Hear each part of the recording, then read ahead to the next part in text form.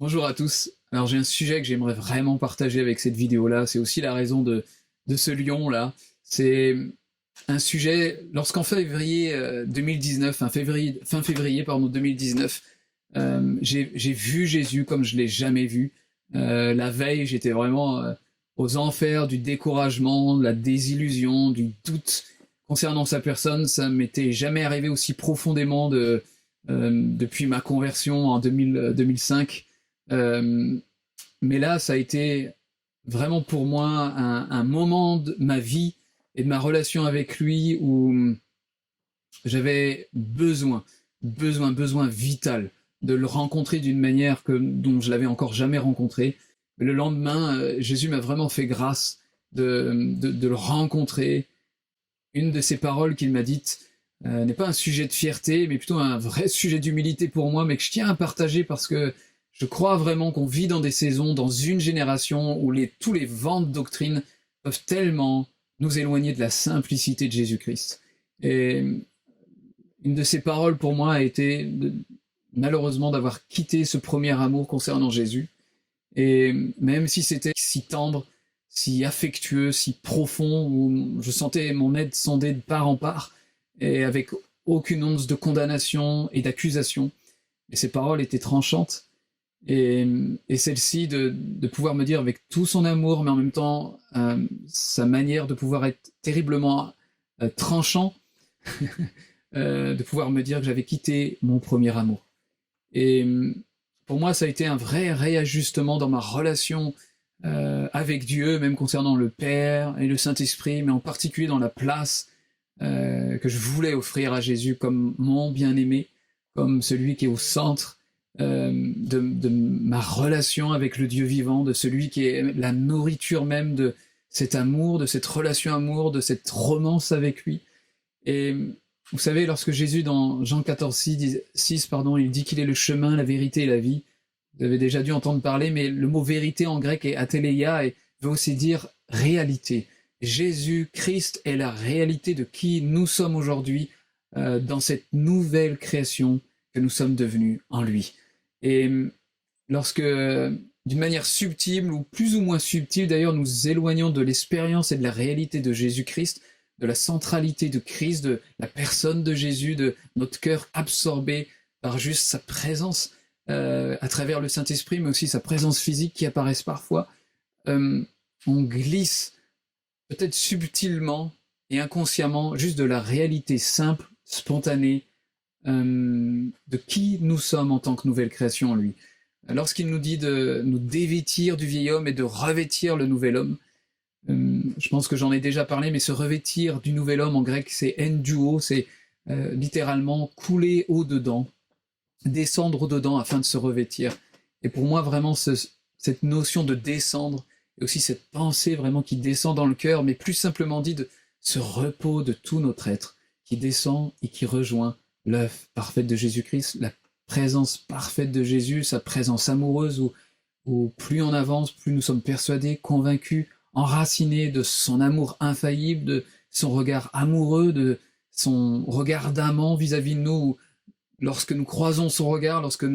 notre attention croise la sienne, il est littéralement mis à mort, comme il dit dans le Cantique des Cantiques, toute sa vulnérabilité, il se rend complètement dépouillé pour nous lorsqu'on croise son regard, lorsque notre attention croise sa présence. Et combien il me semble qu'on a besoin de revenir à la simplicité de la présence de Jésus, parce que sa présence, tourner notre attention vers sa présence intérieure, ô nous, qui nous a promis complètement par le Saint-Esprit, où nous sommes rendus complets en lui, qui est toute la plénitude de la divinité, hein, comme nous enseignera l'apôtre Paul, c'est expérimenter la richesse, la plénitude, l'abondance, la facilité, la spontanéité de la nouvelle création que nous sommes en lui. Pouvoir se revêtir du nouvel homme, c'est se reposer en lui ici et maintenant, c'est être au fur et à mesure persuadé que son œuvre est parfaite, qu'elle est toute suffisance, qu'on a été crucifié une fois pour toutes avec lui, qu'il a été enseveli notre vieil homme, que nous sommes maintenant dans l'esprit, comme Romains chapitre 8 nous apprend, que nous avons été ressuscités avec lui, et que nous sommes assis avec lui dans les lieux célestes à la droite du Père. Et la base et le fondement de cette union parfaitement accomplie par lui, je pense, doit nourrir constamment juste le fait de pouvoir descendre en lui, se reposer en la simplicité de son amour, de sa personne, de la promesse de sa personne, la promesse de sa présence qu'il nous a promis jusqu'à la plénitude, l'accomplissement des temps, la toute suffisance de Jésus-Christ pour nous, que ce soit dans notre ensevelissement, notre co-crucifixion avec lui, que ce soit dans cette vie de résurrection, qui sont ces fleuves d'eau vive en nous, et que ce soit notre assise avec lui dans les lieux célestes. C'est fait une fois pour toutes, et nous pouvons être un peuple qui apprend à se reposer de ses œuvres, à s'efforcer d'entrer dans son repos, comme nous enseigne l'Épître aux Hébreux au chapitre 4. On peut se reposer en lui, on peut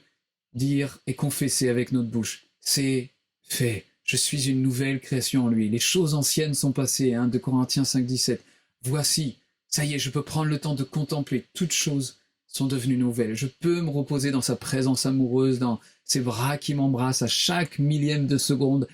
constamment, je suis uni avec lui. Le nouvel homme, l'homme céleste que je suis sur terre, est le repos de ma communion avec Jésus, où les cieux sont ici et maintenant sur terre, juste avec les yeux grands ouverts, avec les présences angéliques qui sont autour de nous, juste les cieux ici et maintenant,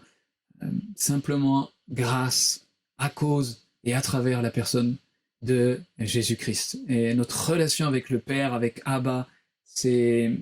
miséricordes, son accueil bienveillant, sa complète approbation sur qui nous sommes et sur notre cheminement, sur notre chemin en Jésus-Christ est une expérience qui est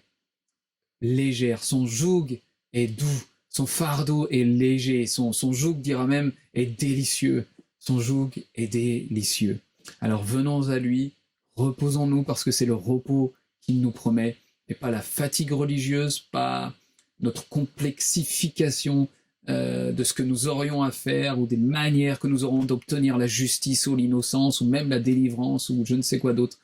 Non, comme Paul dira dans Galates 6, il se glorifie d'une seule chose, de la croix de Jésus-Christ.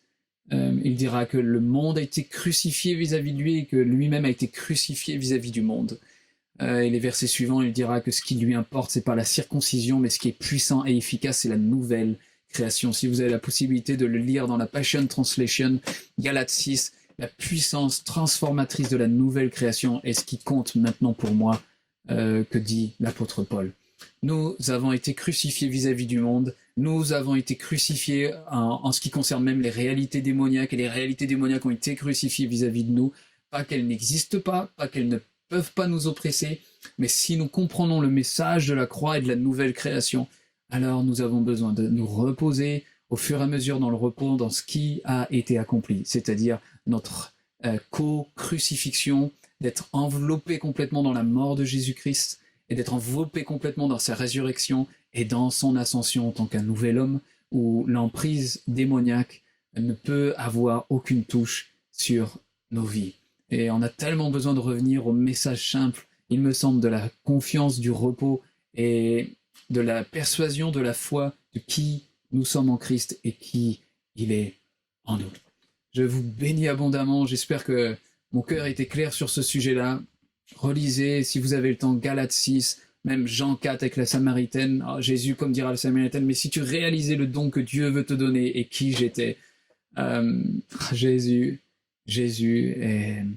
le centre de notre expérience des eaux vives qui jaillissent au-dedans de nous et de la réalité du nouvel homme que nous sommes dans cette communion avec lui. Soyez abondamment bénis et à très bientôt.